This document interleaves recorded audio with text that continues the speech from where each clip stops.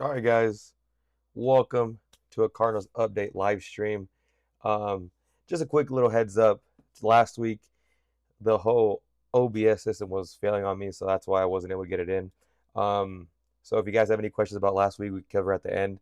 But right now, just want to talk about post game Cardinals versus Seahawks. See how everyone's feeling, see how everyone's doing, and ultimately, talk to you guys about it, and then get everyone's reaction from it. So as you guys know, here, uh, let me put on the streamer here for Instagram. All right, so like I said, Cardinals lose the Seahawks 23-20, and man, just such a heartbreaker of a loss. There's no other way to explain it. You play 3 quarters of horrible football, and I don't mean to say horrible. It just wasn't the football that you imagined, right? It was a football that and a lot of people on Twitter, a lot of people online, in the comments, stuff like that, were talking about, hey, I hope the Cardinals they don't show out like how they were the first 2 weeks, right? Showing off flat, not able to score points, having the defense. They had to bail them out a lot of times. You didn't want that to happen in the first half, in the first game to start off a game, especially at home, especially on prime time Thursday night football. This is a game everyone was watching today. Everyone, the whole world's watching. Whoever loves football watching Thursday night game, and you first half you stunk the bed. There's no other way to put it. You stunk. There wasn't any good way to put it. There wasn't any way to go about it. You just sucked. Offensively, it was horrible. You had the same mishaps, drops. Marvin, looks like he stopped on a route, and then Kyler is going to throw it to him if he would have kept on running. But ultimately, that turned into an interception for Kyler. Luckily, for whatever way, the football gods looked down on us and they gave us a fumble right after that interception, and it just wasn't enough. After that, you go to Marvin again. That causes a second interception where he's just runs a little slant route, can't catch the ball, starts fumbling it, starts throwing it up in the air, and then just basically gives it to the linebacker, to the Seattle's linebacker right there. And it just seems like after the first half ended, it seemed like this game was going to be out of hands. It was going to be out of reach, and it was looking like it was going to be maybe a 30-point deficit by the time you guys were done. Um, the defense played great, like they always do. I mean, being down your top 3 to 4 corners with Will Johnson, with Starling Thomas, with Sean Murphy Bunting. You guys don't like that name, but he was going to be one of the top corners in this game if he didn't get hurt. I mean, if the Cardinals would have cut him, but I mean, he would have been better than what you had out there right now on certain occasions, and also just having people in and out of the lineup. I know Calais was gone for a little bit. You had Jordan Birch out for a little bit, but other than that, I mean, the defense played amazing. Defense played great. Um, yeah, I mean, you can't say much else on that defense. They're playing their hearts out. It seems like Nick Rallis and Jonathan Gannon has them going, and they're playing probably as best football as you can. The only thing you can maybe say about the defense is maybe creating more turnovers, but I think that's going to come along when hopefully Garrett Williams come back. Hopefully Will Johnson comes back next week after this 10-day little break, and you're able to get more of those game changing type of plays. Um, yeah, the one thing I did want to talk about that's just been happening the last couple of 3 weeks is the offense just overall. The offensive line just sucks. Straight out, flat out, offensive line sucks. And I don't know if it's you know uh well Justin Fry, he's not able to come in and coach the offensive line, or if it's Drew Petzing, he's not able to coach him up, or if just like the players suck. I mean, there's only one new person in there that wasn't in there last year for most of the year, and it's Isaiah Adams. I think he should be a solid player. He looked good in the preseason, but other than that, he just hasn't been that type of guy. It's that interior offensive line. Because I tell you, we have some great tackles. Whoever's working on the tackles, they know how to coach tackles. The Ohio State offensive lineman, he knows how to coach tackles. Paris is playing great. I think he did let up a little. He did have a holding call. He did let up, a pressure inside where Kyler, I think he let up a sack where Kyler couldn't spin out of it. But other than that, um, I just don't see this interior offensive line playing great. Frohold's, he's a center. He's playing just up to his standard. He was never a great, amazing, elite player like how Paris Johnson could be or how Will Hernandez was before he got hurt. He was never up to that level. He was just a solid starting center. Right? Nothing more, nothing less. He was just solid starting center. I think he's doing the same thing right now, a solid center. Um, Other than that, left guard, Evan Brown, he's not playing great. Like I said, Isaiah Adams, I think he has one of the worst offensive, PFF grades that's out there right now. I think he's in the 30s or something ridiculous like that. This whole offensive line isn't playing well. Paris, he has an injury. He has that knee injury. I don't know how severe it is. He looked great today. He wasn't in the game last week. Right tackle Jonah Williams, he's playing all right, I guess. Not too crazy from that side. Honestly, at this point, I'd probably put in Kelvin Beachum at right tackle instead of Jonah Williams. Jonah Williams can't really do anything at this point. He was bad to start off the year last year. I know against Buffalo and then against what was it, the Rams last year. He wasn't so hot, wasn't so great. I mean, my bad, the Rams. He came in later in the year and wasn't great.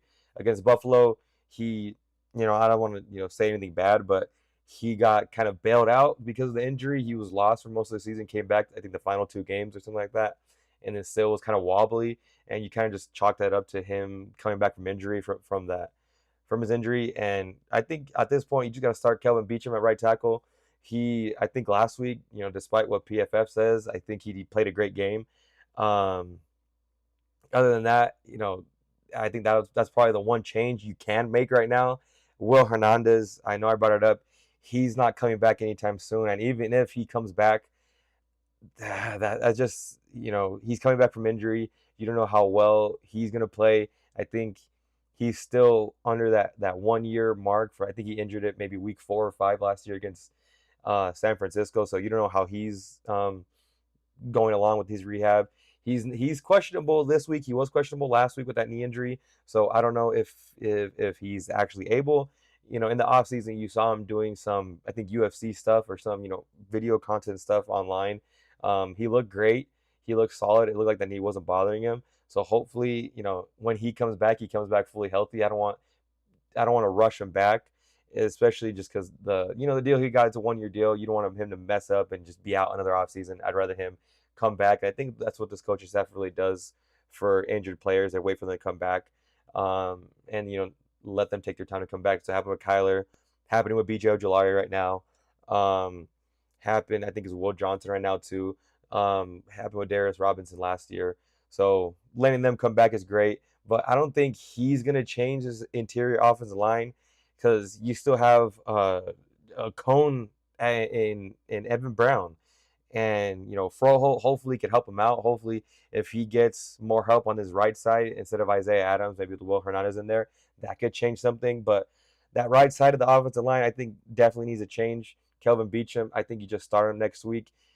He played great against Nick Bosa the times he was in, and you just got to roll with that at that point. Um, so yeah, I think that's one of the main things that's hurting this offense.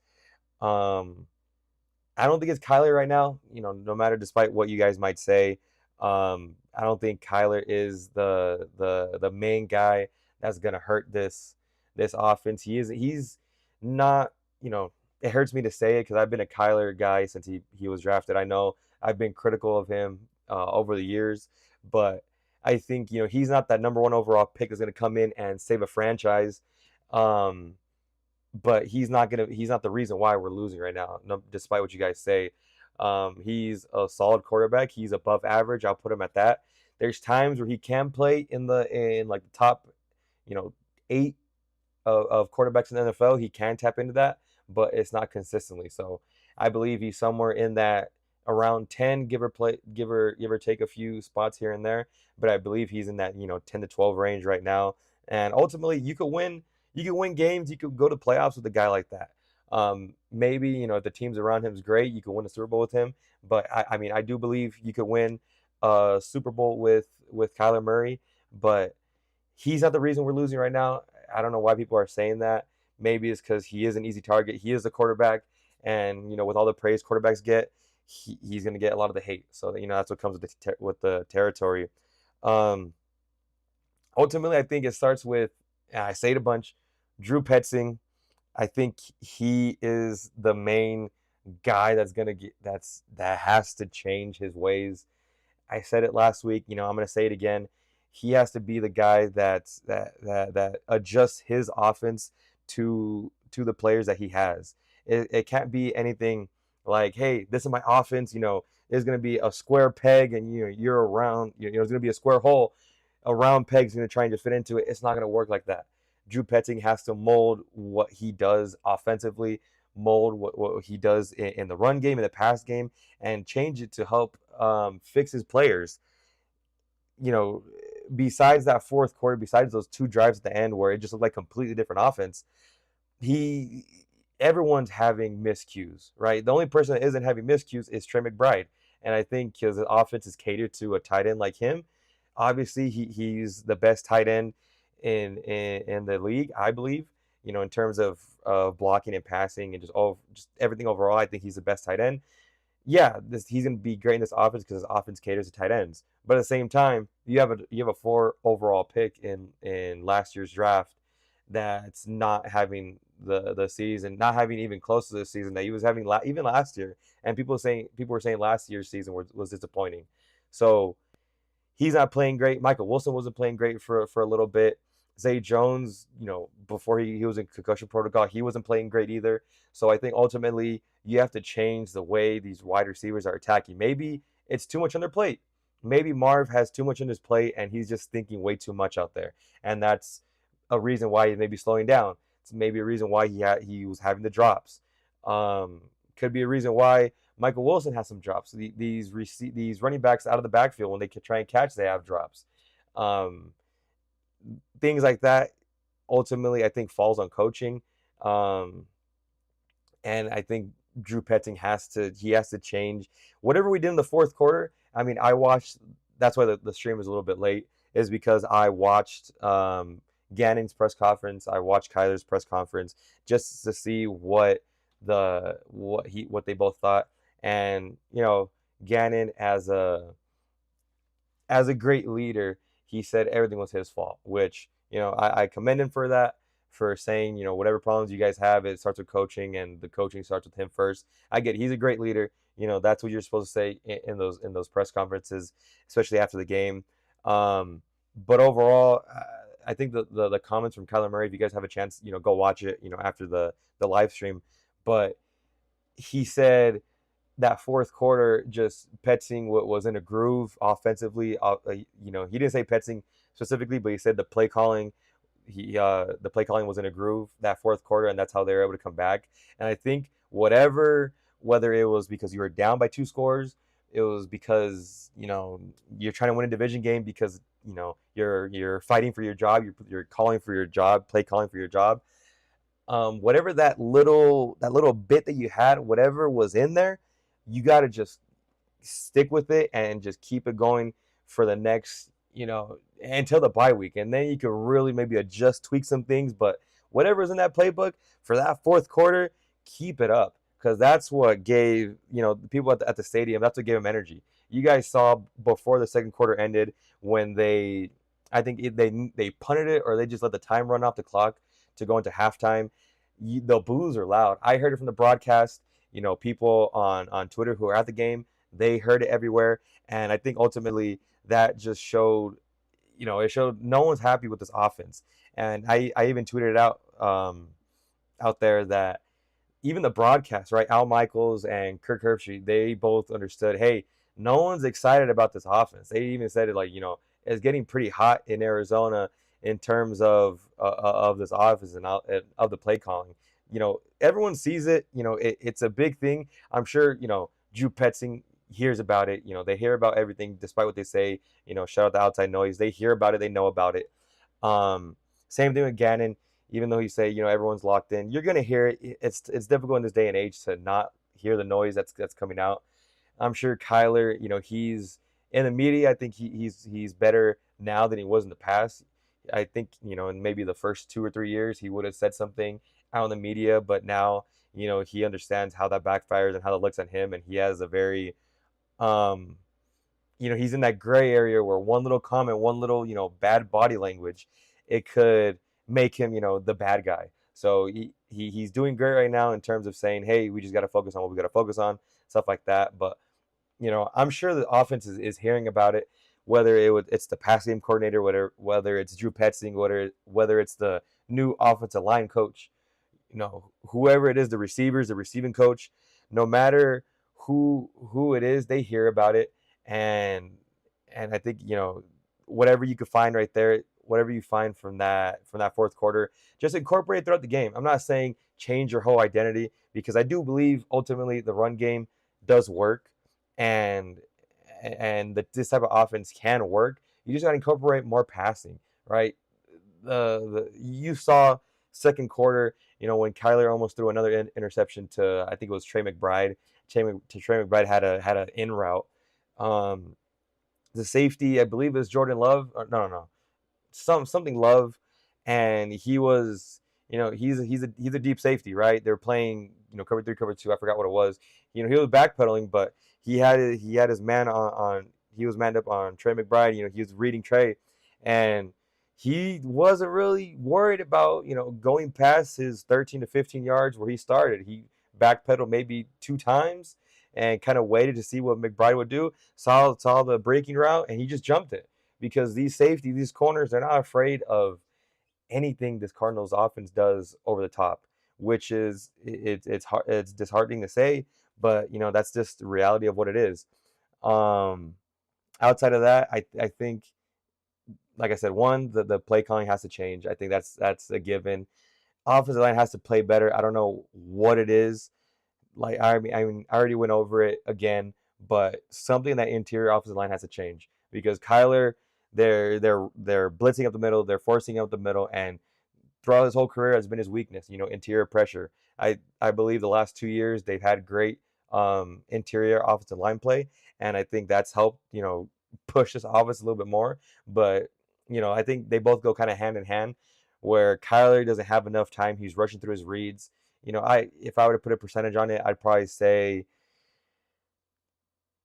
40% Drew Petzing. I'd say 30% the offensive line, because the offensive line is just horrible right now. There's no way around it. And then 20% Kyler Murray and 10% the receivers. I think that's where I put it. I know it's kind of a weird breakdown with the four, but that's how to put it. Majority is Drew Petzing. A little bit less is the offensive line, because I do believe if the way Drew Petzing is calling it, I don't think he's changed from the past few years. This offensive line does suck right now, so the runs are just not working, and you can't build off of the runs. I do believe that. Um, and then outside of that, Kyler Murray, I do think he just, even though I think he's coached this way, I think he just runs through his progression so quickly.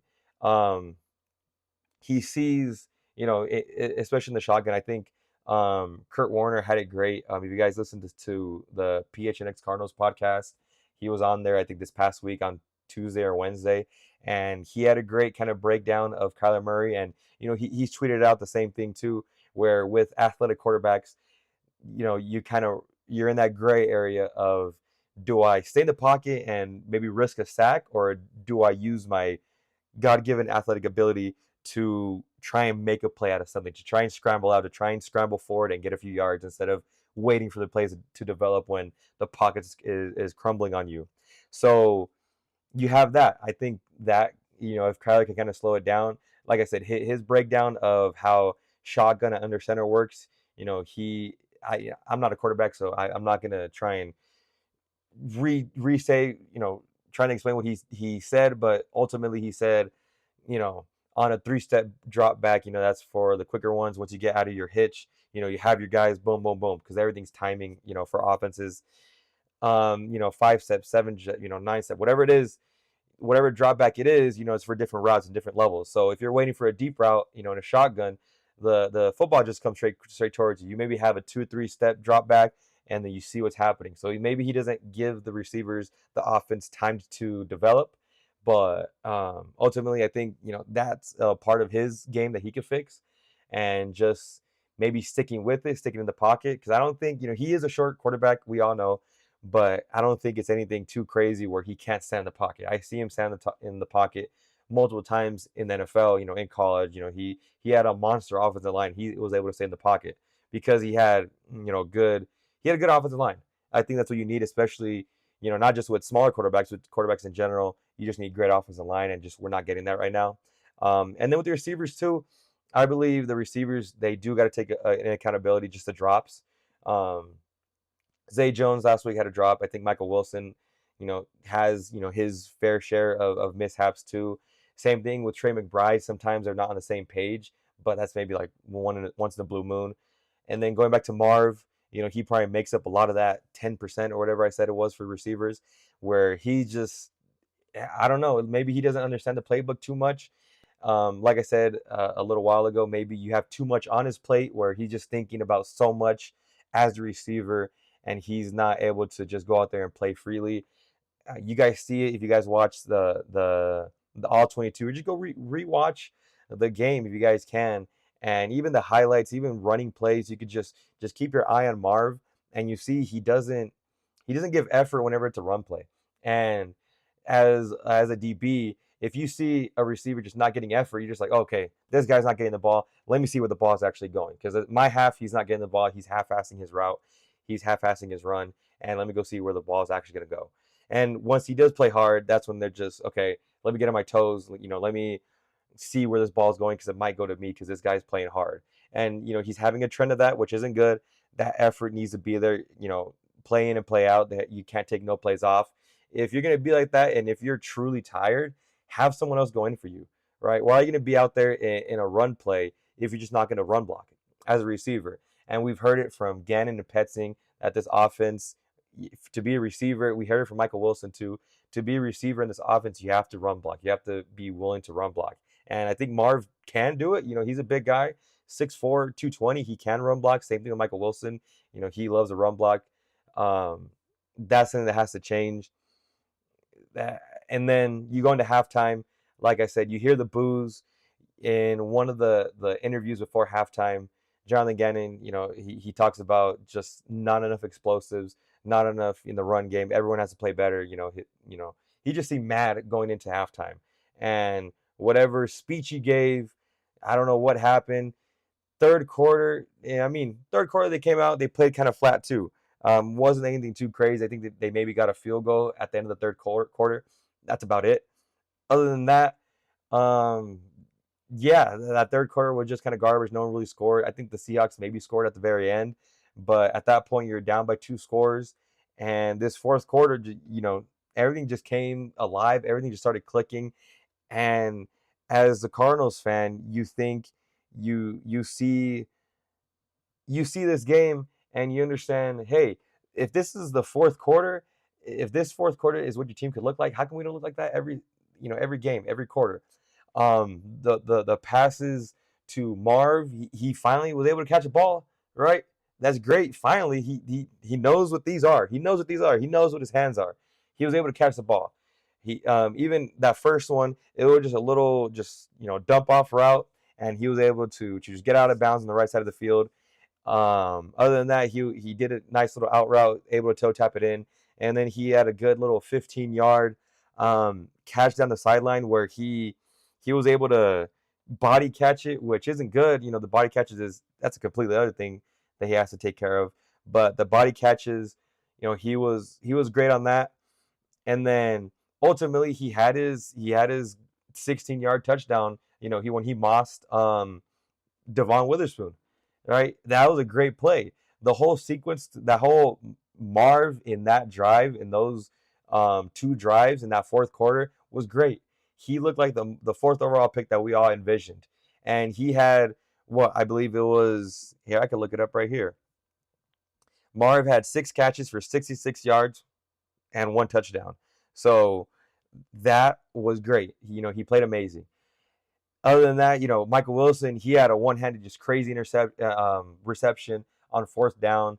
It looked like he was just running a quick out, and then Kyler threw it to him. He whipped his head around, wasn't able to see it. He saw it last second, just threw his hand out and was able to make the catch, which is amazing, right? That catch, one of the best catches. I mean, you guys see, I put it on the YouTube thumbnail. That was a great catch. He wasn't looking at it. He just, just at that point, it's just instincts, right? You're just going back to what you know, what you've been practicing, what you've been doing your whole life, catching the football. Couldn't see it, knew it kind of flew by him, caught it with the one hand, got the fourth down stop. At that point, I'm jumping up and down, I'm screaming, grab my hair. I'm hyped right there at that point. Um, Greg Dortch, man, like the Dortch, the human Dortch, he played great. I'm getting hyped up just thinking about it all over again. He was playing great. He was playing amazing, right? And, I truly believe he's one of the most electric playmakers that we have that we refuse to lose. You guys remember a few years ago, Chase Edmonds, and, years before that, John Brown. As soon as the ball hit their hands, they were just electric with the ball in the field, especially in open field. They're just at that point, no matter how tall you are, no matter how strong you are, no matter how fast you are, it's just being a football player at that point. You understand, hey, have the ball in my hands, whether it's first, second, third down, fourth down. Let me go make a play. Let me get as many yards as I can because I don't know when I'm gonna get this ball again. And you saw it, little quick slant to Dortch. He scrambles up the field for maybe like 8 yards. Amazing play. Doesn't go down after the first sign of contact. He's just churning his legs in and out. It reminds me of a mini James Conner. He's just going through. He's not stopping he doesn't stop his legs whenever he gets the ball, and that's great. And then Demercado, that last touchdown that we had, flashbacks from last week, right? Like just flashbacks where, last week, same exact play to kind of just help the offense late in the game. I think it was the fourth quarter. He drops it. Another. I think that would have been a go-ahead touchdown. He drops it. Same play happens. Same guy, Demercado. I know, the offense. This offense loves him. Other than Michael Carter, another electric guy, I think is another Greg Dortch. Where as soon as the ball gets in his hands, he plays great. He plays amazing. He gets the ball, boom, breaks the tackle, just beats the other guy to the pylon, runs it in, and at that point, you're just hyped. There's about 20-30 seconds left in the play. No, 20 seconds left in the game. Chad Ryland hits the game. Hits the extra point. We go up. We tie the game, and at that point, you're like, okay, we have one timeout left. We just gotta kick this, play great defense. Hopefully the defense steps up. As a Cardinals fan, you guys already know there's so many scenarios going through your head. Whether it's, man, are we gonna let up a big return in this kickoff? And the defense gonna be able to have one last stand, and just maybe get a sack, get an interception, close out this game. We've been relying on the defense for the past 3 weeks. Give us just one more drive to stop us, right? You're thinking, what's going to happen? They have 2 timeouts. You have 1 timeout, 20 seconds left. It looks like, the needle sway to the Cardinal side. We have all the momentum. I know some of you guys out there talked about going for 2. Going for 2 didn't really matter at that point. In my eyes, I know maybe analytics might say something else, but ultimately it just, go for 1. You have all the momentum, all the advantage. Stadium's hype, stadium's cheering now for every time Marv makes a catch. Complete swing from the first half. It's like a new team came out from the first 3 quarters to that fourth quarter. A new team just walked on the field, new offense, and they played amazing. So, 22 seconds left. Chad Ryland kicks it. From the broadcast, you're like, what is this kick? You see maybe a squib kick. Barely goes off over your own kickoff team, barely goes over the Seahawks kickoff team, and then you're just thinking to yourself, okay, maybe a squib kick, and then the announcers start talking about, was it in the zone to catch? In the back of your head, just like, no effing way, right? No way this is about to happen right now. Where they talk about the scenarios. Well, if it's not in the area to play, if it's not in the kick area to play, then they'll get at the 40. You're thinking the 40. These new kickoff rules, they're insane. Where Chad Ryland, I don't know what happened. I don't know if it was Jeff Rogers, our special teams coordinator. I don't know if it was his call. I don't know if it was Jonathan Gannon's call. I don't know whose call it was to do a squib kick, but Chad Ryland, he just didn't get enough juice in it. He didn't get enough kick into it. He missed the landing zone or the return zone by about 2 yards. 2 yards too soon. It hits, I believe it hits if I'm not mistaken, the 37 or the 32. I forget where the line is.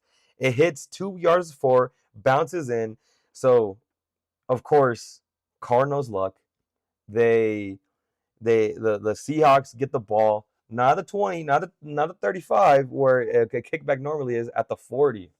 So they just need about 15 yards to get into field goal range. At that point, you're just like, damn, 15 yards. This defense has been playing great. It's been a lot of bend don't break. Um, they have 2 timeouts. Cardinals have a timeout, and you're just sweating at that point. I know I was sweating. Hands around my head. I'm looking all over the place. I'm fearing right now for my life. And we go into defense runs onto the field. You're just hoping, hey, Calais Campbell, give us one more special play, old man, grandpa. Come on, let's get this sack, do something. Let's nothing deep. First play in defense, they're playing prevent defense. The corners are playing, about 25 yards off the receivers. And then Seattle calls a run play. They stop it. You feel great. One down, 3 more to go. They call another play. I forget what that second play was. The third play, Max Melton, my guy, he's been up and down. He shouldn't be the number one corner, right? Injuries to Starling, injuries to Garrett Williams, injuries to Will Johnson. He's just out there because we're on our fourth corner. I mean, it doesn't matter. He should be able to step up. He's a second-round pick. He should be able to step up. But unfortunately, he was playing solid all game. He lets up about, what was it, a 13? You guys could tell me on Instagram Live right here. It was maybe the 16-yard pass he led up to Jackson Smith. And at that point, you're just wondering, hey, was he in bounds? He wasn't in bounds. He was in bounds. They hurry it up and review. He's on the sidelines. It wasn't in bounds. They get their timeout back. There's about 12 seconds left in the play clock. They're already in field goal range, and you're just like, man, you're just hoping for a miracle at that point. You're hoping for Jason Myers to miss the kick again. And, in a weird sense, you kind of feel like since he missed it before, about same field goal range, he might be able to miss it again.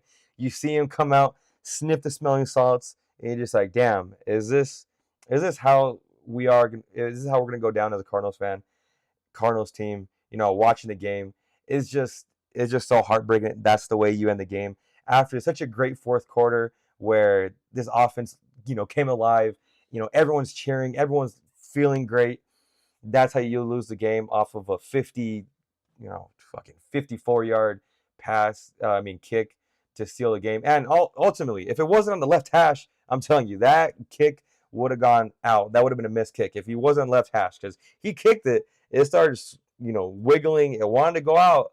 If it was maybe an extra 5 yards, if they were able to stop Charbonnet or Kenneth Walker instead of giving him an extra 5 yards, if they were able to just be a little bit backer or maybe on the right hash, I'm sure it would have been a missed kick. He had no confidence.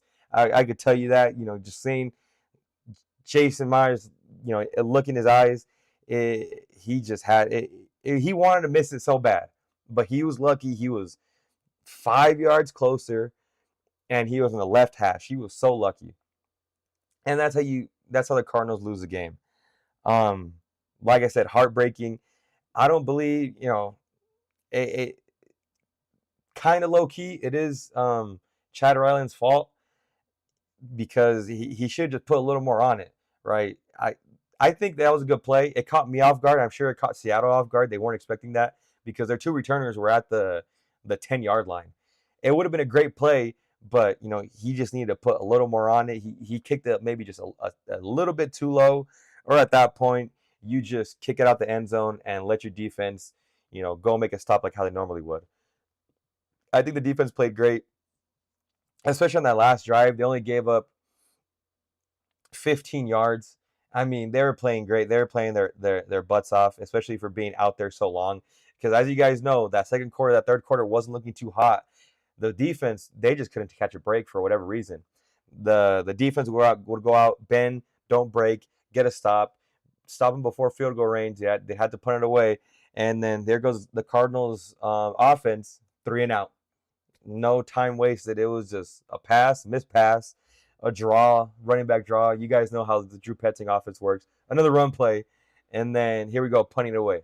So defense, I think, was gassed at that point. Which, I mean, they're NFL players. They're the professionals getting paid. They're getting paid to play their sport. They should be able to last a full 4 quarters of football and then some if you go into overtime. But hats off to the offense. I mean, to the defense, they played great. Hats off, to Seattle. They stayed in there, and ultimately they just, they're just a better team. I don't think roster wise they're a better team.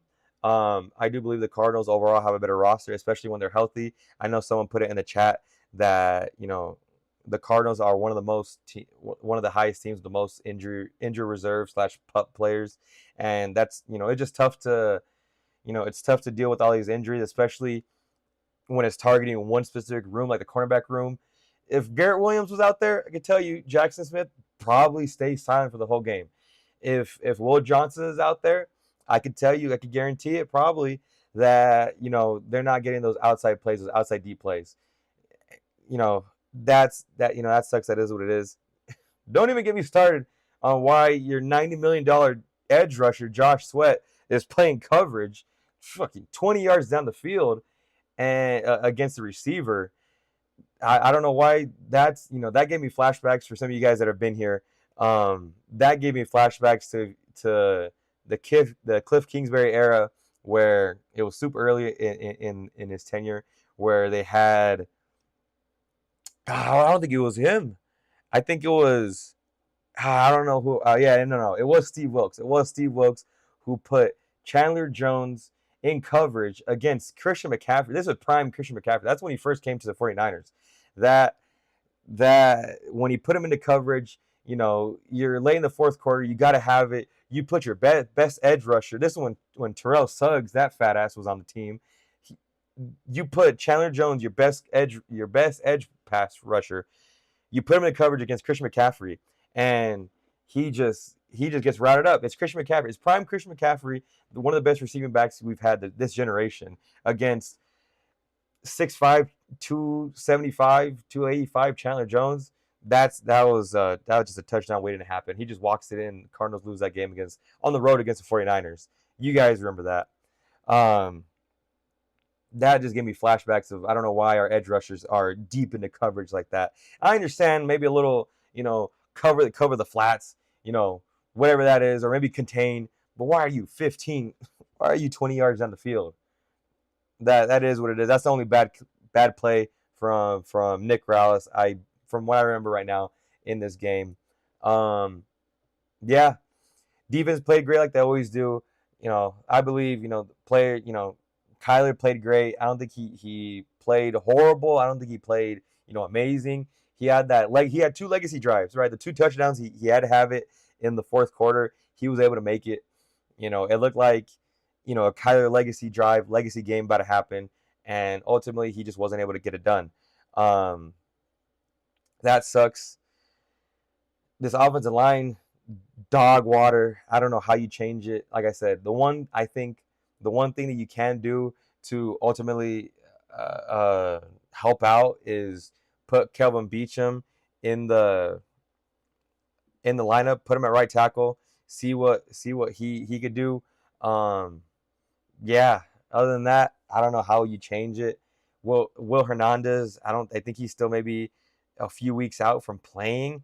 I don't even know if he's a few weeks out, from playing good. I think you probably see after the bye week, he's probably going to feel like himself. But, you see how he is. Maybe he slides in at right guard and kind of just take that spot from Isaiah Adams. Help Isaiah Adams maybe sit a little bit. Other than that, yeah, that's the game. Unfortunate life of a Cardinals fan. Not much to say there. like I said, shout out to the Seahawks. I guess they play great. We haven't beat them in 3 years, in 4 years. We're 8-0 against them. So that just that sucks. This game you could have had it. Even if you were to add maybe one drive like the fourth quarter, in any other quarter, we win the game, right? Um, Other than that, I mean, let's go through the comments, see what you guys are talking about. Um, let's see what this Instagram live is talking about, because unfortunately, my people on Twitter, all 9 of you guys, I appreciate you guys showing up. All 10 of you guys on Instagram live, all you guys on YouTube, I appreciate everyone for showing up. Unfortunately, for the Twitter people, I cannot see the comments. I don't know what there's no comments right now. I got to change that up a little bit. If you guys do see the post, go and comment under, tweet me. I'll be able to look at the tweets right now. But yeah, we're probably going to go off of the Instagram comments right now. You guys have anything you guys want to say?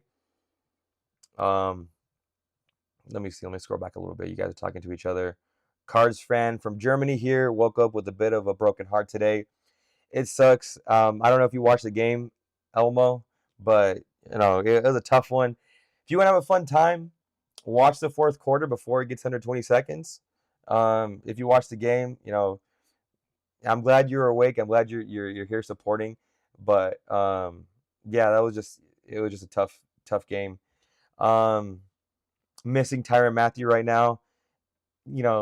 Yeah, that to go off on a little tangent here. That Buda Baker, those two drives where he had that defensive pass interference, you could tell he kind of panicked. He panicked in that play. I think it was maybe to Jackson Smith, or I don't know who it was. Their number 18, I forget his name. I think he's a rookie. He's a tall guy. Solid receiver, but he panicked. He wasn't even looking at the ball. He was, you guys know how I feel about Buda Baker. I've been kind of public on it on Twitter, on X, where he's a great run defender. He's a great run stopper. He's a great box safety, but in coverage, he stinks. He stinks, and unfortunately, that's just what it is. And you guys saw it. It happens a lot. I don't think I've really seen a Buda Baker, pass breakup, a really great one, other than maybe someone throwing it deep, someone throwing it over.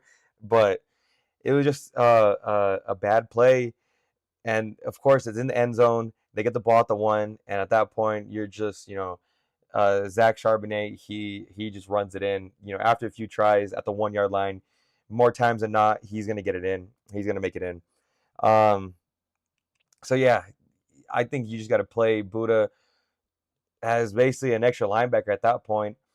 I would say your main guys, obviously right now with the defensive backs, they're injured right now, so you're trying to move the puzzle pieces all over the place. Excuse me.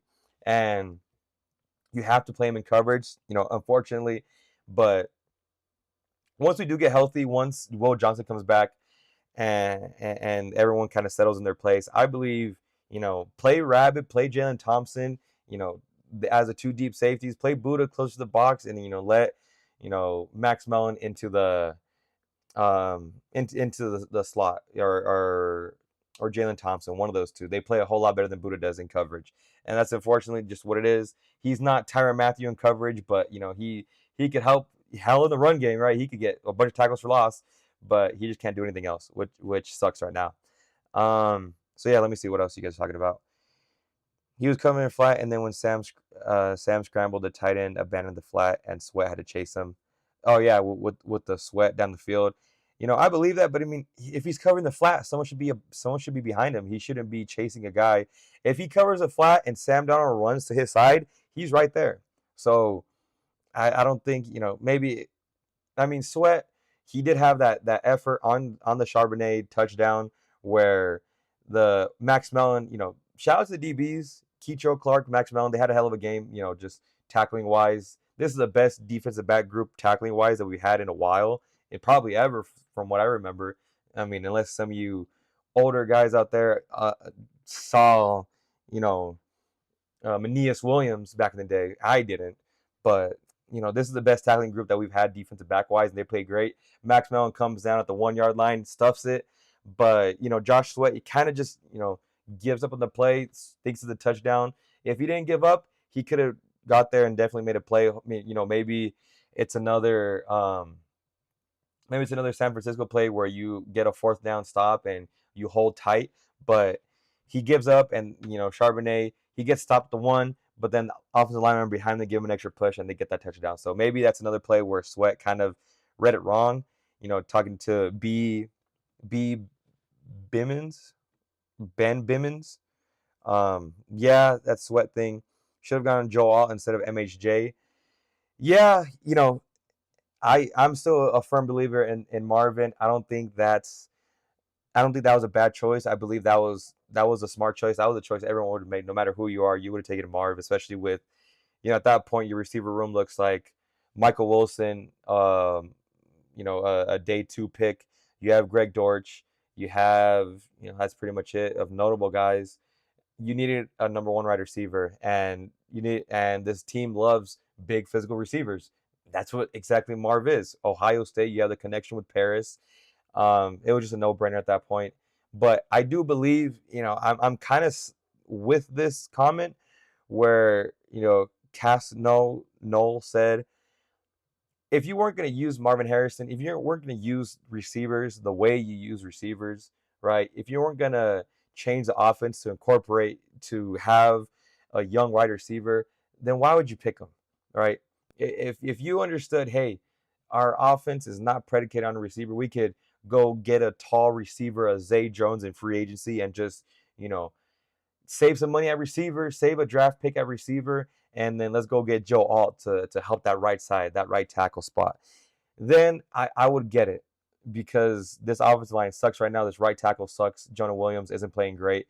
The whole right side of the line isn't playing great. If you had Joe Alt, Joe Alt's one of the best tackles in the game right now. I know he's playing left tackle. That would have been another conversation, having 2 left tackles with Paris and Joe Alt.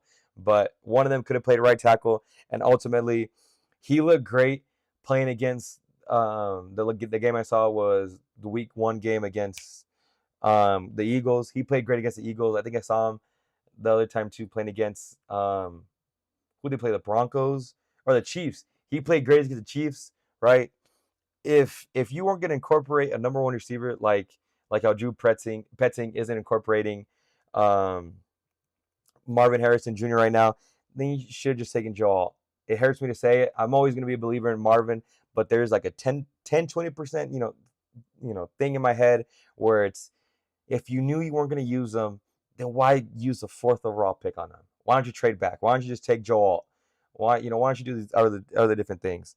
I truly believe if we do change coordinators, hopefully, I think it's going to happen at the end of the year. This offense, you could tell by week 4, it's getting to Jonathan Gannon.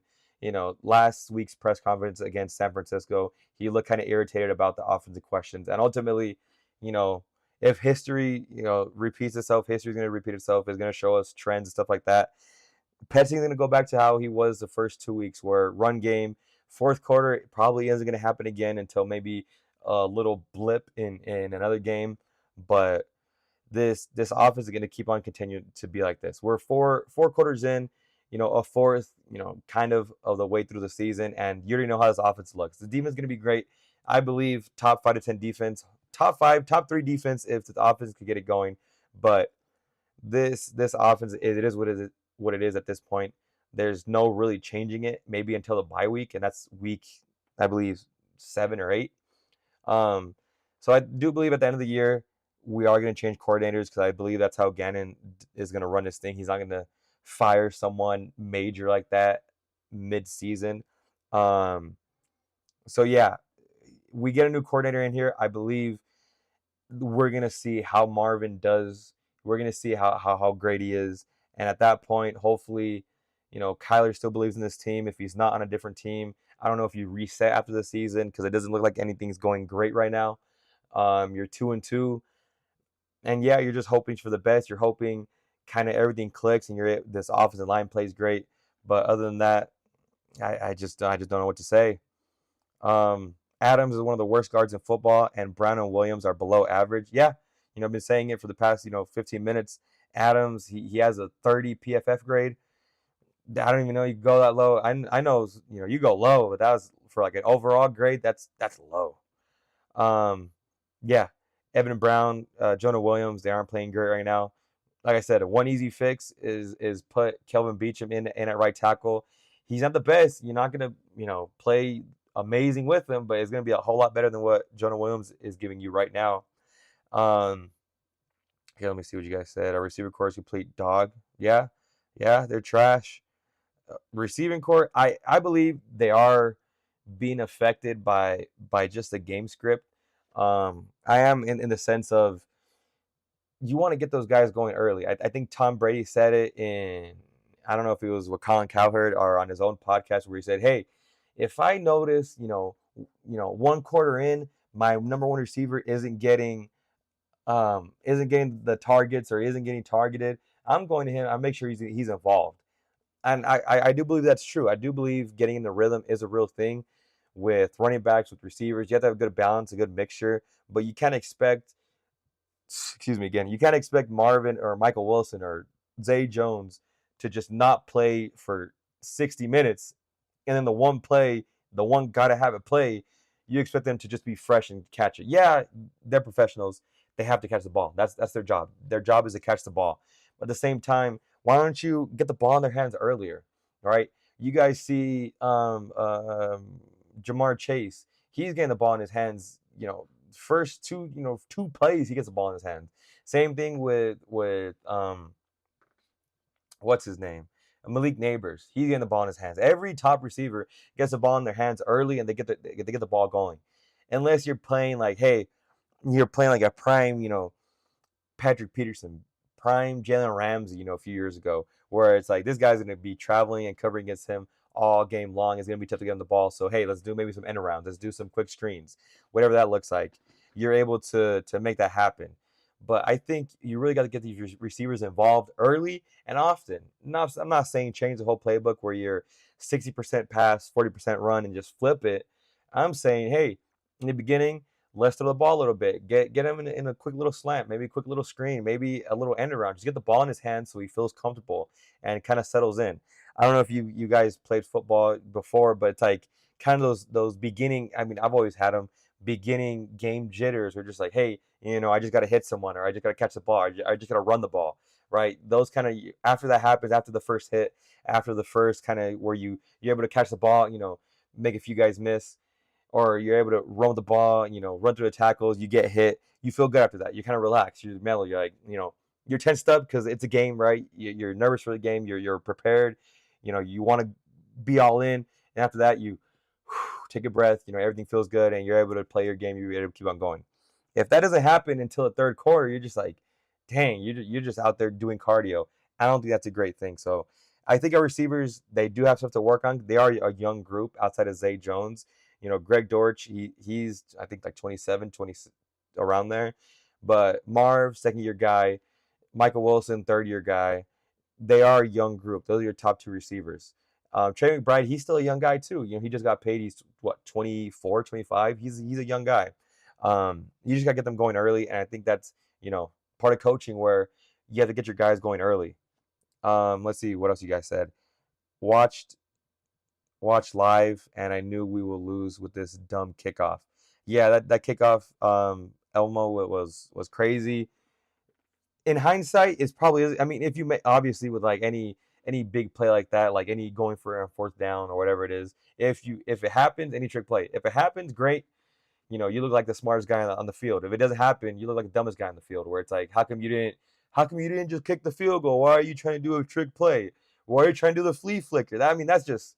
I mean, if it works, you look like the smartest guy in the room. But if it doesn't work, you look like an idiot. Um, and yeah, that's comes with the territory of going for it.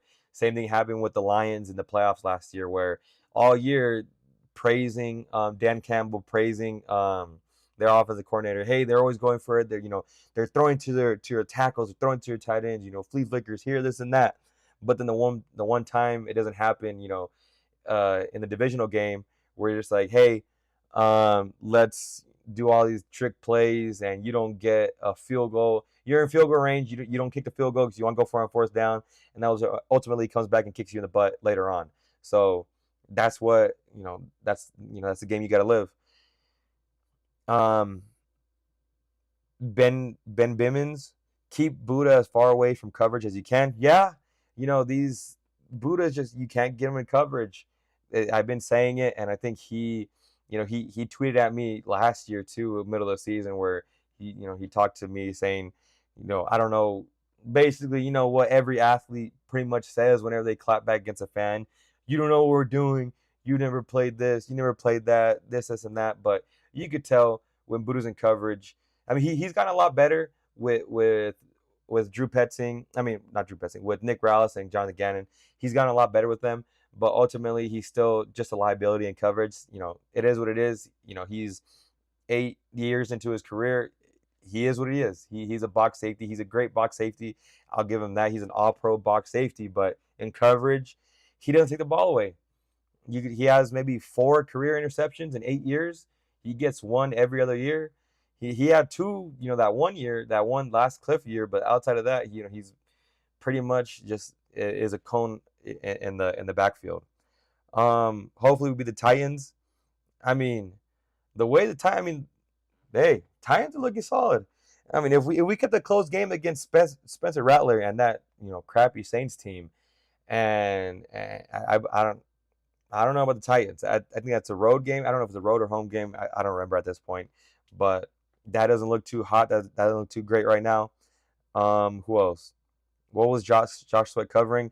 Yeah, covering nothing, man. He just jumped. He didn't even try to go for the ball. He was running backwards, saw the ball in the air, jumped like if he was about to catch it, but the ball was maybe 2 yards in front of him. He didn't try and swat it, didn't try and do anything.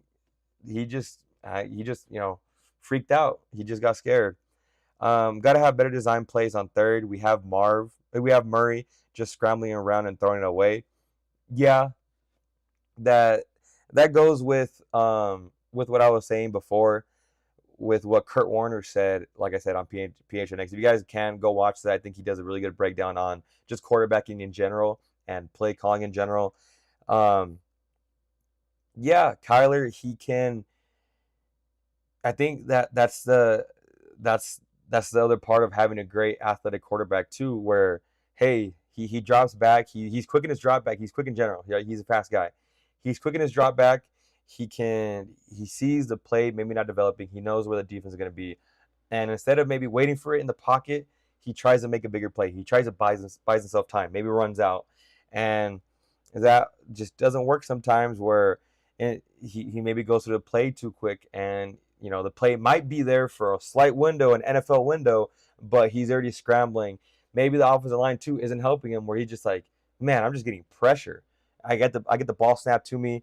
I drop back my 3 steps and I see, maybe it's open. Let me see. But then you have a guy, that sense, that right side. You're just like, man, that guy is gonna attack me. I got to move out the way. Then you have your eyes down. You're trying to read the rushes where you could get out and maybe make a positive out of nothing. So that's kind of the yin and the yang with having a great athletic quarterback like Murray, where a taller guy maybe just sits in the pocket. He's gonna get hit, but F it, he'll get hit. But Kyler, not even just because he's shorter, just he's an athletic guy. He's trying to make a play out of nothing. So I think that's kind of a reason why. Yeah. So that's pretty much it. If you guys have anything, like I said, feel free to DM me. Feel free to leave a comment. If you guys have anything else that you want me to talk about, leave a comment in the YouTube. If you guys can, go subscribe to my YouTube. That's where I'm on right now. That's the main source I'm going off of right now. So if you guys can, same thing, just search up Cardinals Update or search up, I believe on Twitter, if you guys click the live, it should go to my YouTube. So if you guys do, like the stuff like that, I'm trying to hopefully at least at the end of every game do a post-game kind of recap for you guys so we can all talk about it, so we could, as Cardinals fans, just huddle up and cry about it, get disappointed about it. Other than that, I do appreciate you guys, hanging with me, everyone from Instagram, all the people I have on Twitter. You guys are amazing. You guys are great. So yeah, any other comments before? Okay, as heel, a few before we leave. Um, he says, I don't want to be negative, but I love this team. I just hope we win the next one, and we really need to make K1 and Marv connect. Yeah, that's one of the main things, finding their connection too. Um, with Kyler, I don't think it's a Kyler problem. Like I said, I think it's maybe a lot on Marv's plate. Um, when Kyler checks, everyone else understands what's going on besides Marv. Like you guys saw in the, I believe it was the second quarter. Murray checks out of a play. He calls can, checks out. They're going to the second play. Marv is running maybe a go route, whatever it is, but Kyler thought he was going to run a comeback, or he was run a quick out, back shoulder fade. He throws it, no one's there. Marv is maybe 10 yards down the field, and it's just a miscommunication. And I feel like that happens way too much. Maybe they have Marv doing too much. I don't think his offense is too complex because Michael Wilson, he looks like he always knows what's going on. Trey McBride, obviously, whenever something happens, Trey McBride is just on it. And maybe it's just, getting more comfortable in the offense. Maybe just understanding the offense. Maybe it's Marv just getting to his own head where he knows that he's like, dang, that's what it is. But in that moment right there, he's just thinking way too much. So you never know what it is. It could be a whole bunch of things. I do believe Kyler is doing great in terms of controlling the offense. The offensive line has to play better. I can't say it enough. They have to play so much better. And then ultimately, they have to understand, hey, when I'm calling this, when I'm calling check, when I'm calling Wally, when I'm calling whatever it is, you got to do this. Or I want you to be here. I want you to do this. And he's probably saying that to him. I don't doubt it. But at the same time, they have to just get on the same page. They have 10 days before the next game. They have about 3 days from before they report back on Monday. Take this weekend and really, you just got to dive through the playbook and understand, go through situations and understand, hey, this is what I got to do. This is what you got to do. This is how we fix this. Hopefully they do that. I don't know. They have a great relationship, right? They're great off the field. They just got to understand on the field in these different situations, this down and distance, this situation in the game. You got to, hey, if I'm checking this, if I'm checking Waggle, you got to go do this. So that's something that they do have to fix, and I think it just happens. I have no idea what it is. It could be, I think it's just too much in their head because I do believe in Marv. I don't think he's not understanding the playbook.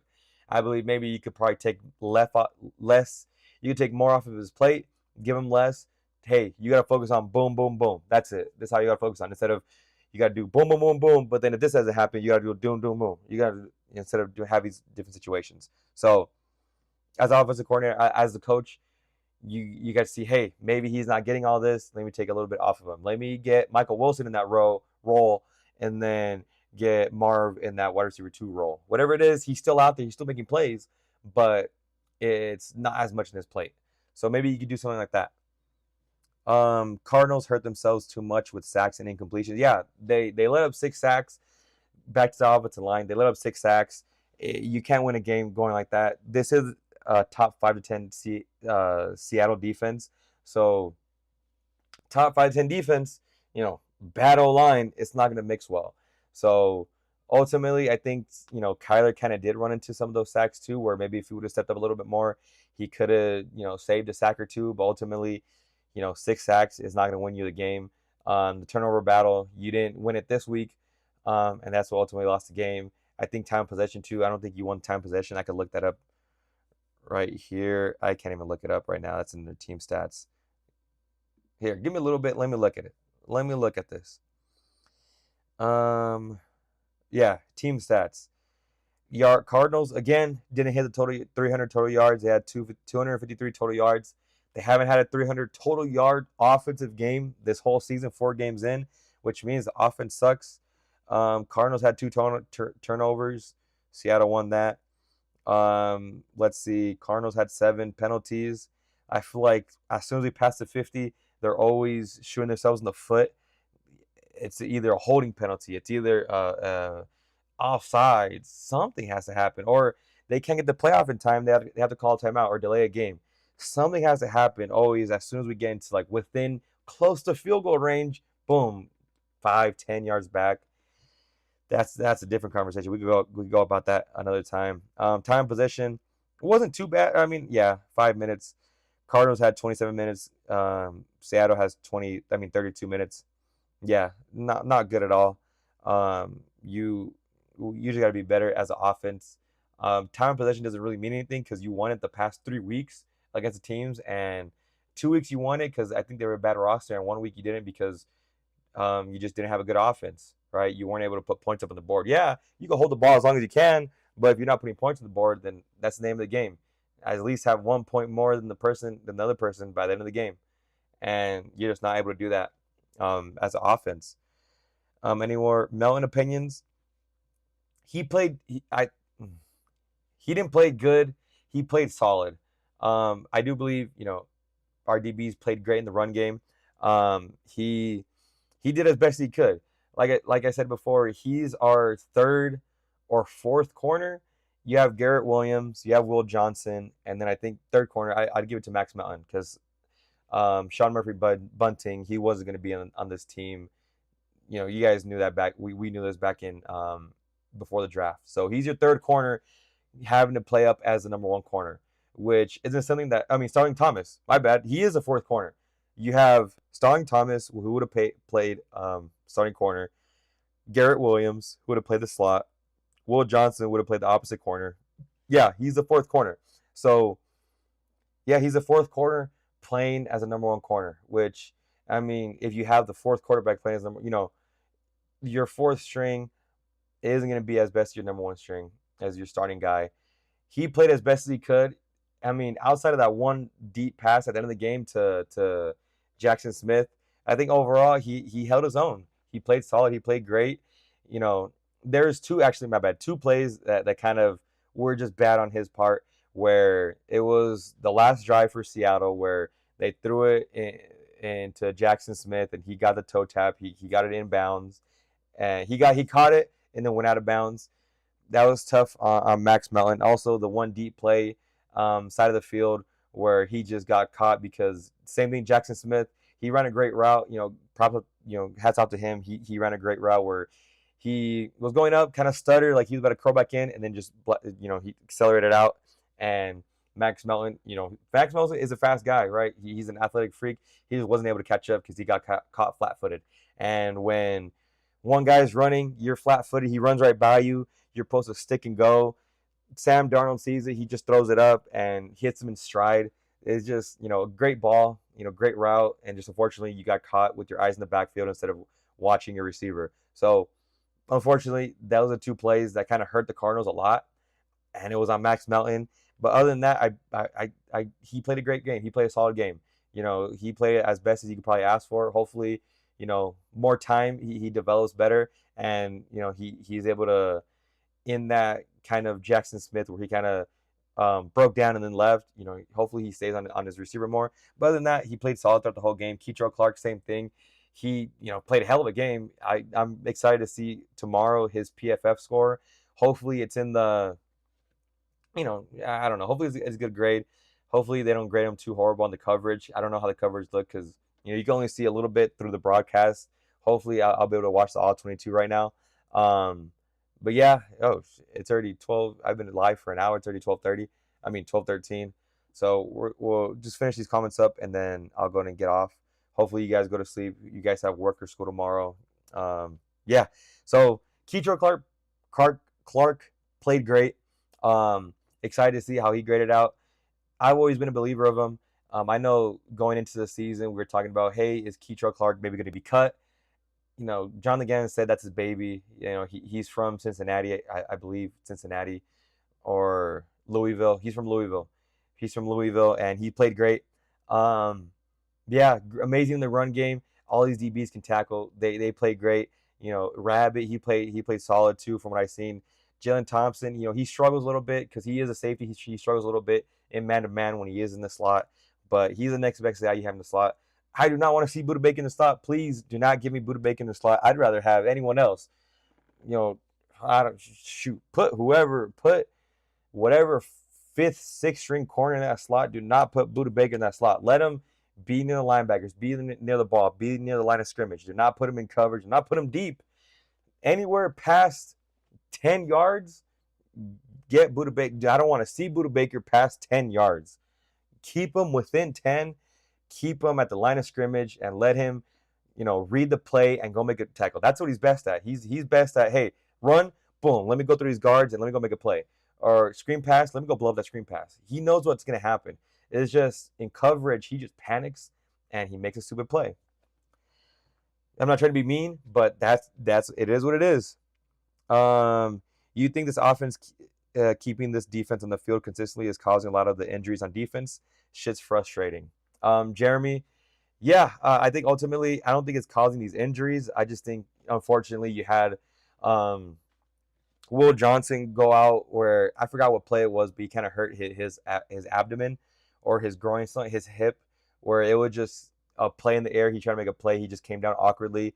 Garrett Williams, him and Buda Baker just crashed into the guy at the end zone against whoever we played week 2. I forgot who we played week 2. The Panthers. Yeah. Played just freak plays. I don't think that's why the injuries happen. I do believe the offense keeping this defense on the field a lot is having them break down at the end of the game, where instead of being fresh, they're maybe letting up a little bit of points. I mean, even then, the defense is just giving up 20 points. Like, we go back through these games right now. Here, let me go through the Arizonas. They're not letting up points.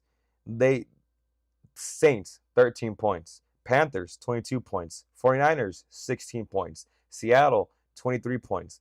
They're not letting a whole lot of points up on the board. So this defense is playing great. I think you just need Darius Robinson to play better. Today he played solid. He got a sack. Last week, I think he's getting into his role, right? He's slowly but surely he's coming along. So hopefully he's able to keep on building and building. Hopefully next week or the week after you get Walter Nolan back, his 4-game sitting out 4 games from PUP is going to be up. We're already in week 4, so hopefully he could get back rolling again. You have a good little rotation instead of having Calais Campbell out for more snaps than what you need him for. You need him for those. You needed to save his energy for those big gotta have it plays. And yeah, hopefully someone steps up opposite of Josh Sweat. Whether it's Jordan Birch. I think I saw someone talk about BJ Ojolari. I just say if he comes back, great. If he doesn't, I just don't even think about him right now at this point, where we haven't heard anything from him. He said he's still injured. There was no chance of him coming back in training camp. There was no chance of him coming back, early in the season. At this point, you just let him recover fully. Who knows what really happened with his knee? Who knows what happened with the surgery? It is, I think, his second knee surgery. I think he had one in LSU. He had one here. You just want him to come back and be healthy. I think that's the main thing for him. Just come back, let him take all the time he needs to get that knee fully healthy, not 80%, and let's come back and make a play. That's just get him healthy this year, whether he plays one game, whether he plays, second half of the season. You just want him to come back healthy. And then hopefully next year you have a good little tandem with Josh Sweat on one side and BJ Ojolari on the other side, or maybe get another pass rusher. So yeah, I think that's kind of helps this defense. And then Will Johnson coming back, he's gonna go into his corner 1 spot where he belongs. Max Mellon go back to corner 2, and that'll be a whole lot better. Everyone just fits so perfectly in that regard. Debo Z, Melton and Clark opinion. I think Clark did great and Melton was iffy. What's your opinion? Just talk about them. I think I'm a little behind in these comments, so hopefully you got the answers you did. If you didn't, go ahead and comment again. And you want me to kind of go more into it. Clint, I'm not going to say the rest of that username. Crazy username. But Clint, Kyler sucks, has been sucking at setting protections all season, not completely the line's fault. Like I said, I do believe Kyler Murray does have some fault. I don't think he's the main guy. If this is your first time joining, like I said before, I believe if it's, I believe it's 40% Drew Petzing. He has a big say into what's going on in this offense, into coaching. He's a coach. He should be able to get these guys ready to play every single Sunday on the offensive side of the ball. So I believe, coaching does a big thing. He's about 40% of the problem. Next up, I'd give it about 30% this offensive line, where they're just not good. This interior offensive line isn't great. Protection has been iffy, like Clint says. 20%, or yeah, 40, 30, 10%, or yeah, 20% is going to be Kyler Murray. I think, he checks down too much a little bit, where he could stand in the pocket and make a play. We know he can stand in the pocket. We've seen him do it before. Um, Other than that, going too quick through his reads. Like I said, Kurt Warner had a good little breakdown of how these shotgun quarterbacks, these quick quarterbacks, can kind of just go through quickly and just have, hey, is it there? It's not there. Let me go scramble. So, 20% on Kyler, and the 10% is on receivers.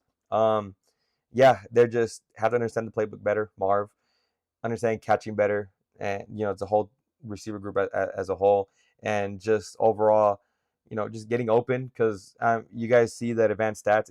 I could put it out there, on Twitter, stuff like that, where these advanced analytics, they show, hey, these receivers and the Cardinals are not getting separation.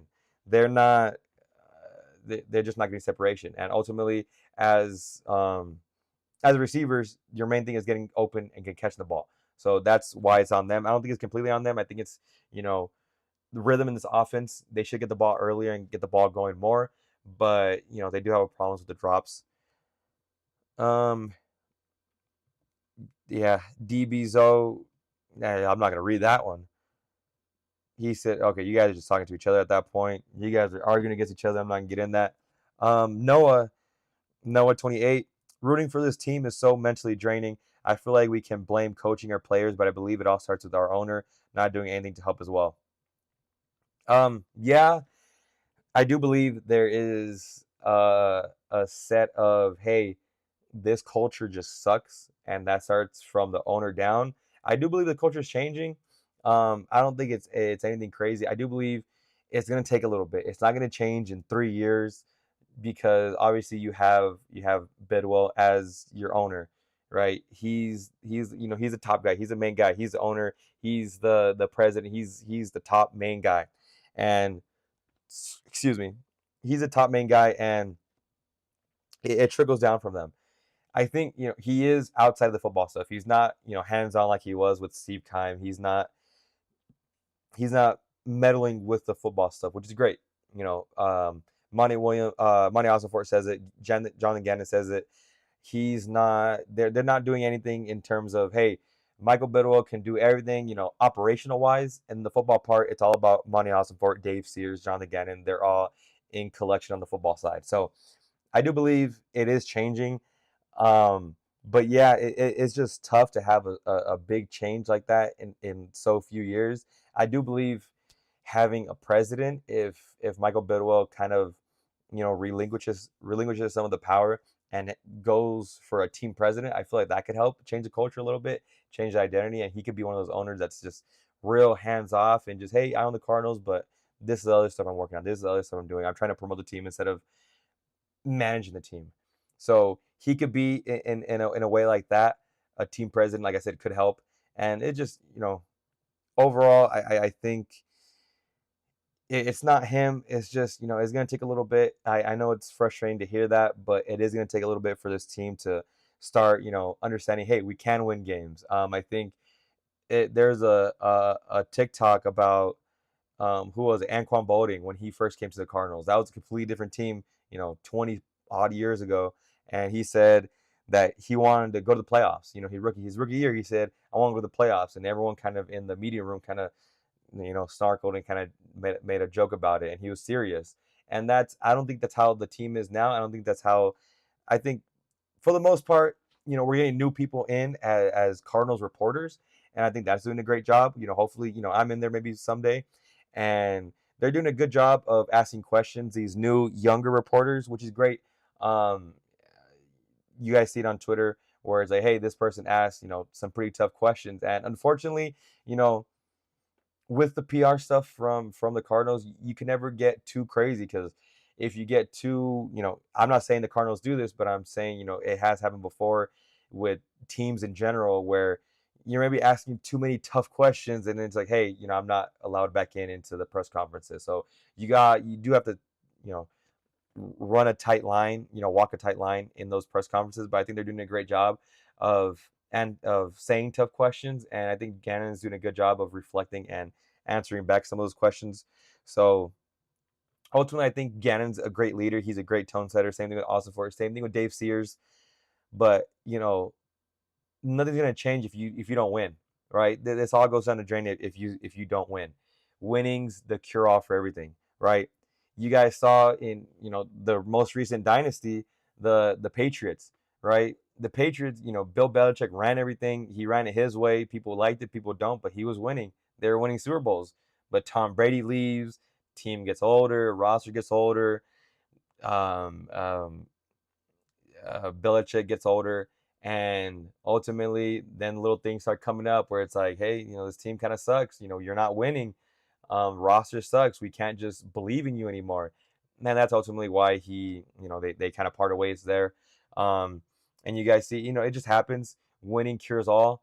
I'm sure if whatever team, if the Chiefs start losing again, and they go on a pretty bad streak, there's going to be questions coming out about Andy Reid, questions coming about Travis Kelce, questions coming about I think Brett Veach is their GM or their owner, something like that, or the Hunt family. It's gonna happen like that too. So winning cures all. If you're able to win, no one's gonna say anything.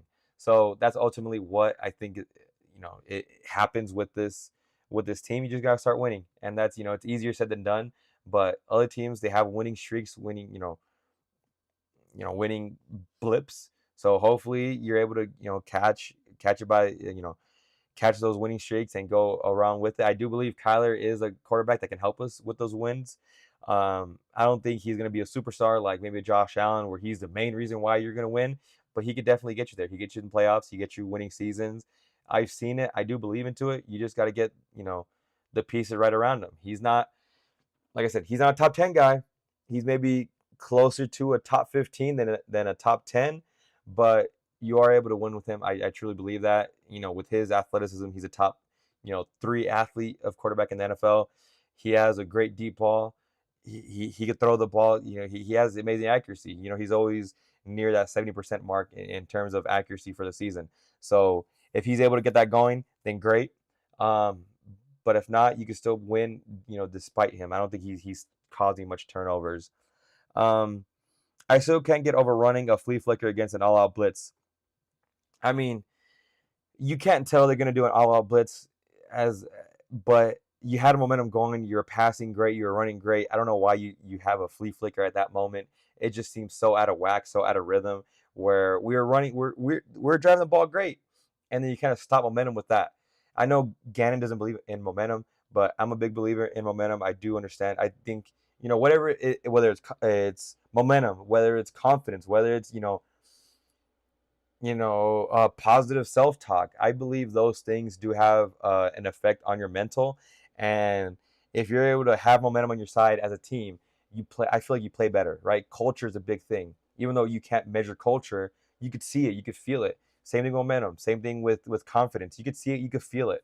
So I don't think obviously you can't see it, it's a blitz, but it just killed the momentum right there, and that just hurt your drive in general. Yeah, I hear you, man. These defense look great, and will more than likely get better as everyone heals up. But that issue with Mac this game, plus apparently D-Rob had a chest injury. Yeah, Mac, he um, went out in the game, but he finished the game. So he I don't know if it was an ankle. I think it was an ankle. What they said it was in the broadcast, but he came back in the game. He should be good. D-Rob, I don't know what happened to him. I didn't see. I think he got injured one of the last plays of the game. Um, Calais Campbell was back in there at the end of the game too. I think he had maybe like a stinger, like a shoulder injury. He should be good. I mean, these guys are getting 10 days off from the next game, so we should be healthy. Hopefully, Will Johnson comes back too. He's going to be a big piece in this, where everyone just kind of falls, instead of playing up and kind of just playing a little too much. They're going to play, in their positions and where they should be. Um, just think the fatigue the defense is dealing with due to how often the offense is getting taken off the field, especially in the first half. Yeah, I mean, that's one of the things that I talked about too, where this offense, especially in the middle of the game, in the second quarter, third quarter, they just getting off way too quick in the field. You're supposed to have drives, give your defense a break, but also, have long drives, have scoring drives, give your defense time to catch their breath instead of, hey, they made a stop. Maybe they made a stop on fourth down. Boom. They get out the field. Cardinals offense takes over off the possessions. They're right there, maybe at the 40, 3 and out. They punt it. And then it's like, damn, I barely had, as a defensive player, you guys, I don't know if you guys know, but you're back there, your position coach, maybe your D coordinator is calling all the starters up, and they're just talking, hey, this is what we gotta do. This is what we gotta do. And then all of a sudden, you're just like, dang, interception. Damn, they're punting it 3 and out. Then you're just like, you grab your helmet, put it back on. You're running back on the field. You're ready because you hear, hey, defense ready, defense get ready, defense get up, and that small coaching that goes out throughout the game kind of get throws out the window. You understand some of the stuff, but you're just like, dang, gotta go back in the field. Let me get my water. Let me get some oxygen. Yeah, that's what kind of hurts them right there. Do you think here? Let me get something to drink. Do we think? Do you think we move on from Kyler? Ultimately, it depends how the season ends. I don't want to because, like I said, I do believe Kyler is someone that we can win with. I don't think he's someone that's hurting us right now. But I do understand where if we keep on losing at the end of the season, we just got to restart. That's an unfortunate reality. If we do keep on losing, you're going to have to restart. Kyler's 27, 28. This is probably his peak right now. If you could trade him, hopefully into the AFC, maybe do right by Kyler, trade him to a good team and see where he is. But ultimately, I don't want to move off of him because I feel like we can still win with him. I believe if we get another offensive coordinator, I believe this whole offense wakes up. We have great playmakers. We have a great tight end. We have great running backs. Fix the offensive line maybe here and there. Will Hernandez probably comes back better next year. He's fully healthy at that point. And I think ultimately you could win with Kyler. I do believe that he's amazingly accurate. If he wasn't accurate, then maybe it's a different story. But he's accurate. He's still an athlete. He's a great, I believe he's a generational athlete. I'm not saying generational quarterback. I'm not saying anything like that. But he's a generational athlete where I feel like this could last, a good, well into his 30s. I'm not saying like 34, 35, but I'm saying, 31, 32. It's not going to be a crazy fall off. He can still play the position. So I don't think we can move off of Kyler. I feel like if we move off Kyler, then this season probably went bad. And you're looking in the draft for another quarterback, maybe a Drew Aller, maybe a Lenore Sellers, whatever you guys think. Arch, hopefully, if he, whatever you guys say about Arch, I do believe he's going to go, top, 5 to 10 pick. Hopefully you're not in the 5 to 10 range, but you can maybe get someone like that. Maybe get a developmental quarterback where it's like, hey, someone so-and-so, let's get you. You have everything that we need, tall, fast, physical, great arm, whatever that is. And sit behind Kyler, see what you can learn behind Kyler. Not someone in the 6th, 7th round like a Clayton Tune, but someone maybe in the 2nd and 3rd round maybe pushes Kyler a little bit more and, see where that goes. Hopefully that's what it is. Jeremy, defense full of dogs, though. Big fan of Mac. You enjoy your night, though, G. Yeah, Mac Wilson, he's been balling out this whole game. This whole season. He's been great. Perfect addition. He's probably exactly what you picture for, in this linebacker spot. Someone who's big, fast, physical, and aggressive. Everything that John Gannon kind of talks about for his defense. I think Kaiser last year was just, a little bit slower than what they would hope. Great, in terms of understanding the position, understanding where the defense should be at. But in terms of, maybe the pass game, in the run game, just getting to the guy and blowing something up, maybe he wasn't too much there. Mac Wilson is a bigger guy. I think Kaiser's 6 foot, 6'1", like 210, 215. Kaiser, and then Max, or maybe 220, who knows. Mac Wilson's 6'2", 6'3", about like 250, bigger guy, but he's moving crazy athletically. So he's playing great. Drew will forever hold this offense back from its full potential. I, I unfortunately I do believe that.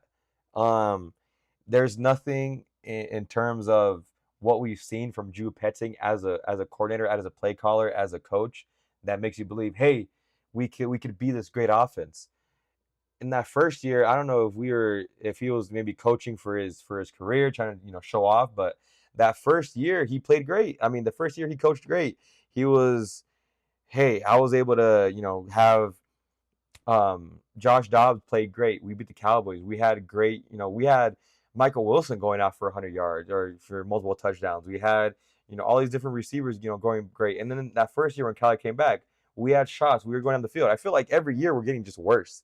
That first year with Josh Dobbs, it was great. Second year, yeah, Kyler came back. We were playing great. And the other year, it's like, okay, what's changed? Maybe we have Marv now. This year, we're just like, man, like what is going on? It just doesn't look like the same. So who knows what it is? It could be anything, but I do believe this offense is just regressing from where we started, 3-4 years ago to where we're at now. Hopefully something clicks with this fourth quarter where it's like, hey, this is what my team likes to do. If I'm Drew Petzing, I'm thinking, hey, this is what my team is good at. I don't know if it was Kyler maybe audibling out of some things or Kyler just, trusting his guys and just making stuff happen. But hey, whatever we have in that fourth quarter, let's try and see what we have and try to expand that for the whole game. So hopefully he takes this weekend and the rest of the season to figure that out. Not the rest of the season. He takes this weekend to figure it out for the rest of the season. But yeah, I hope that's what happens. Play calling sucks. I believe you. Teak or Casey, T Casey. I doubt the Chiefs will lose. They're just getting started. Yeah, who knows? They could be like the Patriots of old where, dang, how far back am I? I'm not that far back. Um, yeah, I mean, maybe they're the Patriots of old where they kind of start off slow and build it up as the year goes on. But I mean, as long as they have Mahomes, I don't believe they'll be bad. It's just, if they start, let's say, in a reality where they start losing and they don't win as many games, they're not in the playoffs, then people are going to start questioning Andy Reid. It happened in Philadelphia. They played great. They started kind of losing a little bit. That's how Andy Reid got out of there. So it just you got to win the league. You got to win, and that ultimately cures all. Once you stop winning, no matter how great of a coach you are, like Bill Belichick or like Nick Saban. Nick Saban lost 2 games, and they wanted his ass out of Alabama. So in football, that's how it is. You only have 17 opportunities to show out, and if you don't show out, then you're gone. And that's great about this league. You don't have like the 76ers of trust the process, right? We're losing, but hey, we're gonna be better eventually. You kind of had that with the Cardinals 2-3 years ago, where it's like, hey, trust the process. We're getting rid of all the bad contracts, all the bad people, and we're bringing in our guys. But ultimately, that only lasts maybe a year, and that's with the new regime. We've had the same regime for 3-4 years already, and I don't think that's really changing right now. We could easily be 4-0 though. We can.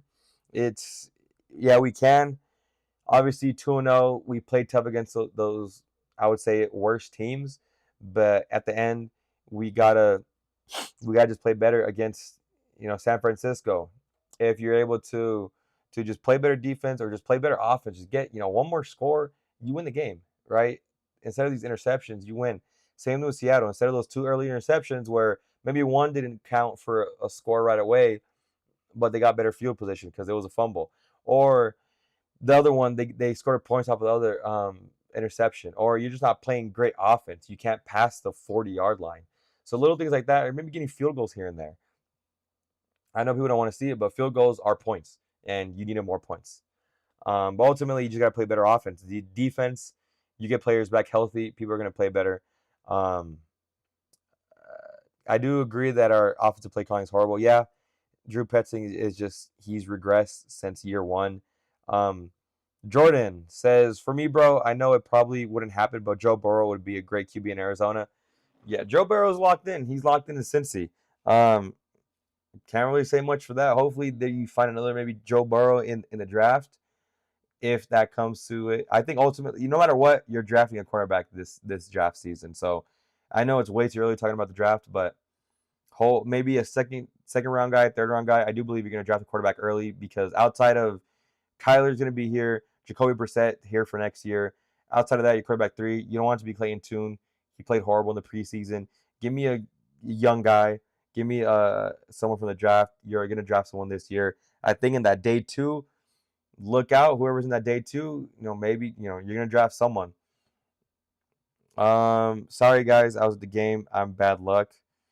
You know, eh, just you're not bad luck, man. It's just Drew Petzing.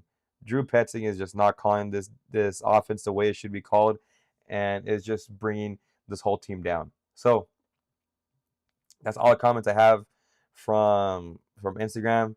We got any people from Twitter that want to say something? I gotta figure out that chat. Here, let me see if I could. Um, yeah, just yeah. Oh, the chat. Let me see. Let me type in something for my Twitter people. Does that pop up? Let me see. Let me wait a little bit for my Twitter people. Maybe. Yeah, who knows? Maybe let's see. Yeah. So just want to shout out, all the people on Instagram. You guys are amazing. I appreciate you guys, staying up with me until 1 in the morning, 12:40 here in Arizona. For some of you guys, maybe on the East Coast, it's well past 1. Maybe some of you guys, in California, it's about the same time, I think. So appreciate all you guys showing up. If you guys do have any questions, want to talk more about Cardinals football, like I said, for my streaming schedule, hopefully, definitely after every game, if the live stream works. Last week it just wasn't working. I wasn't able to figure it out. Had to quit it, re-download it, do all that, boring stuff. But other than that, hopefully I'll be streaming on YouTube, Twitter, Instagram, wherever you guys can find me. I'll be streaming there. And if you guys have any questions, I'd say the easiest way to probably reach me is Twitter or YouTube, where you just drop a comment and end of the video, or drop a comment on the chat, and we're able to see it. I'm able to see it. Instagram, hopefully do something a little bit more with the live stream. Hopefully I can see you guys' comments kind of in real time. Yeah, with my Twitter people, appreciate all you guys. We'll be back next Sunday, 10 days. I might do a little stream this weekend if you guys want to. DM me, let me know if you guys want to talk about whatever games, or just talk about, more, maybe not right after the game. Let the game settle for a little bit, and let's see what's happening from there. So I appreciate you guys, and I'll go ahead and see you later.